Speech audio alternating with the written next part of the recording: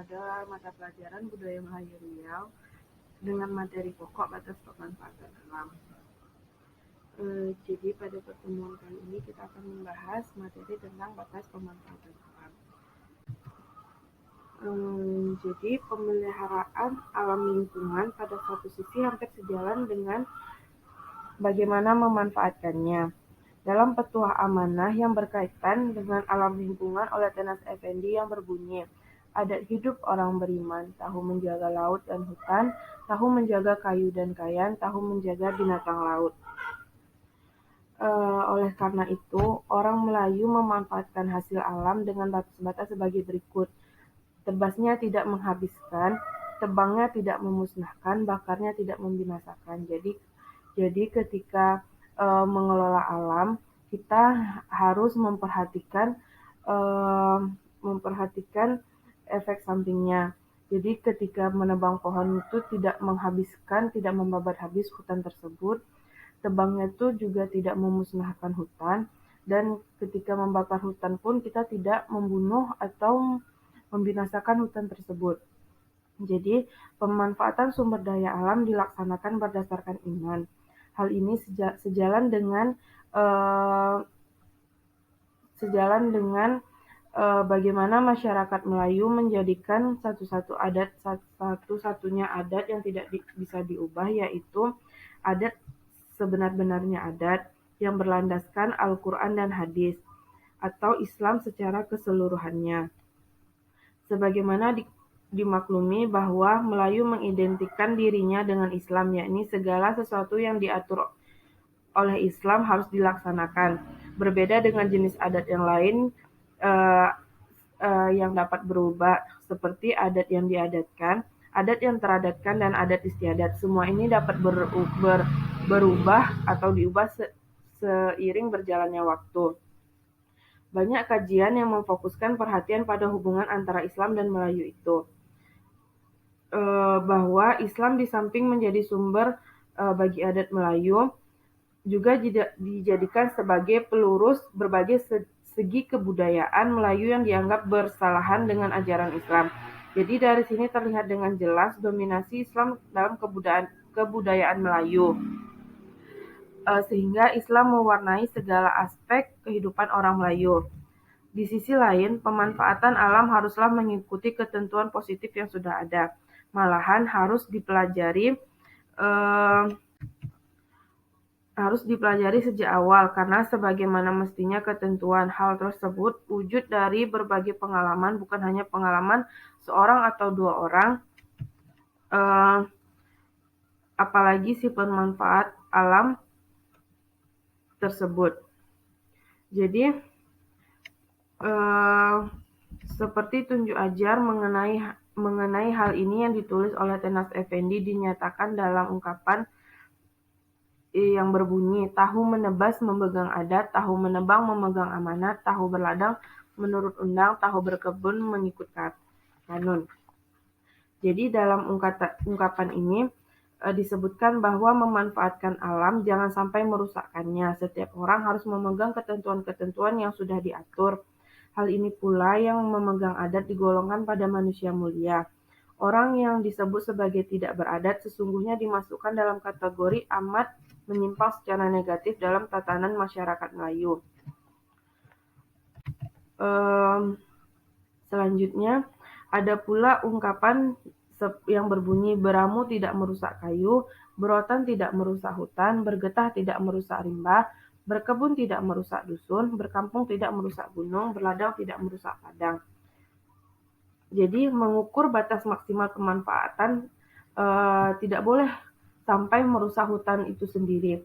Seperti menurut Undang-Undang Hamidi 2012 ialah bagaimana mengambil hasil-hasil dari alam dalam batas kemampuan belantara itu bertahan.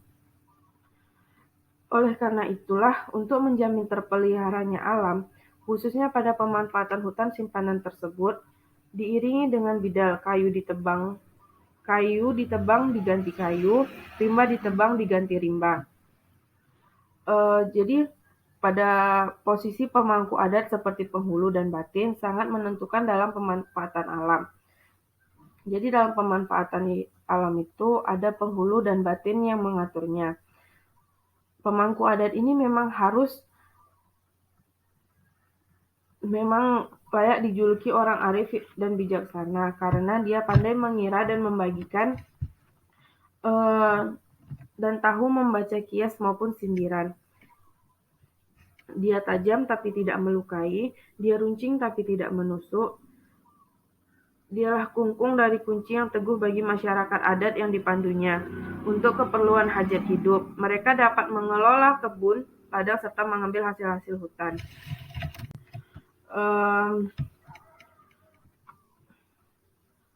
Pihak Raja Melayu atau lembaga kerajaan, tulis UU Hamidi, juga tidak pernah cuai ataupun tidak pernah teledor dalam daerah kerajaannya. Kerajaan Melayu Riau Lingga telah menentukan besar kayu yang boleh dijual belikan. Kerajaan juga memberikan denda bagi toke-toke atau pengusaha kayu yang merusak hutan dengan hukumannya itu membuat ladang gambir. Kerajaan juga memberikan hak istimewa kepada orang Melayu yang memelihara tanah dengan menanam mengkuang dan rumbia.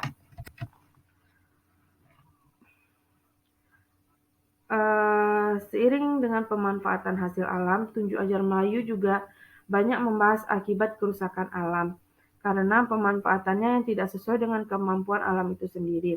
Dalam ungkapan dikatakan, keterpeliharaan alam membuahkan berbagai hal yang besar bukan saja bagi pribadi masyarakat dalam hidup di dunia.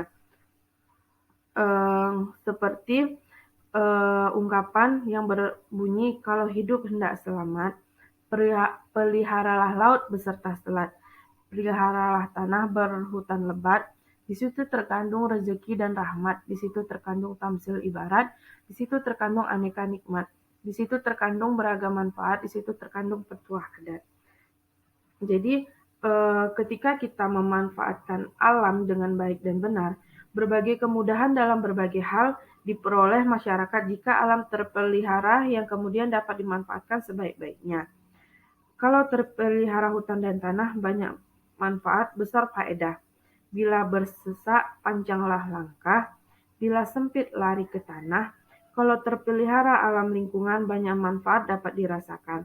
Ada kayu untuk beramu, ada tumbuhan untuk ramuan. Ada hewan untuk buruan, ada getah membawa faedah. Ada buah membawa berkah, ada rotan menambah penghasilan. Kalau terpelihara alam sekitar, manfaatnya banyak faedahnya.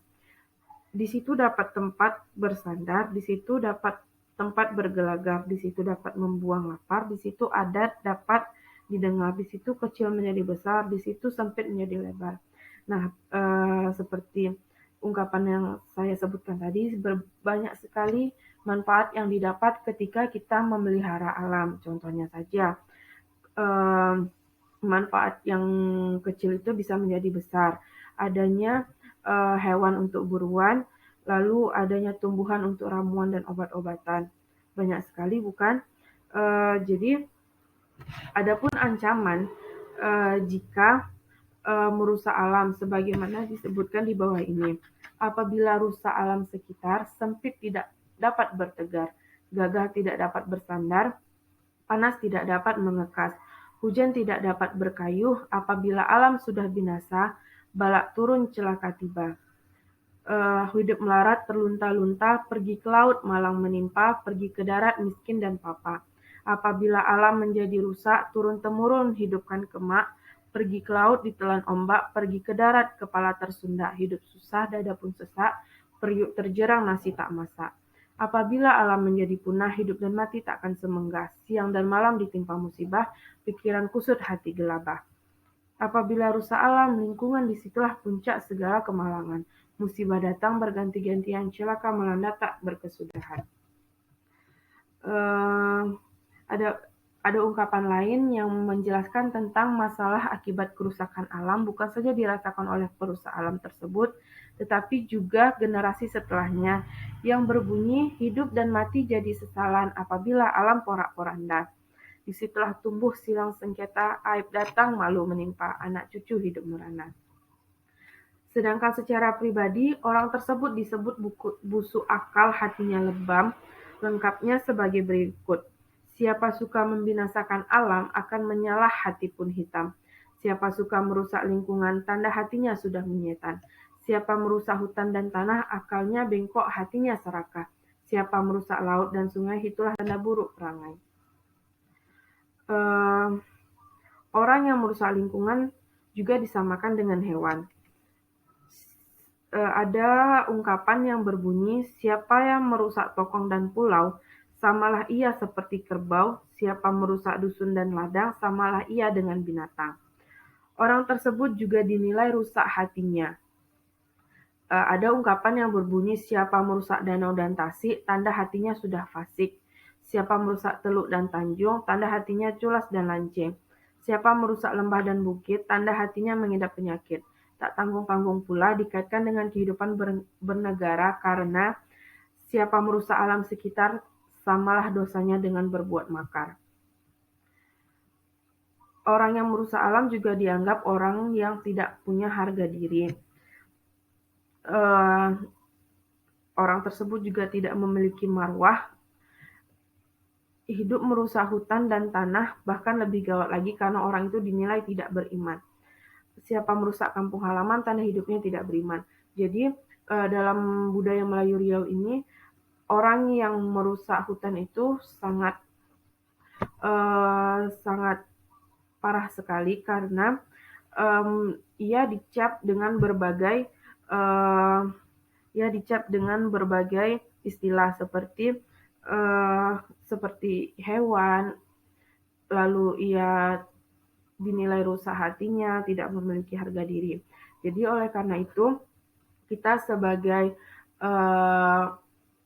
manusia yang bermasyarakat dan beradab, hendaklah kita menjaga alam lingkungan dengan tidak merusak alam di sekitar kita, tidak merusak hutan, dan juga menjaga alam dengan lebih baik lagi. Itu saja materi pada pertemuan kali ini. Lebih dan kurangnya saya mohon maaf. Jangan lupa membaca modul di psikologi dan mengerjakan soal-soal yang telah disediakan di psikologi. Saya akhiri dengan Assalamualaikum warahmatullahi wabarakatuh.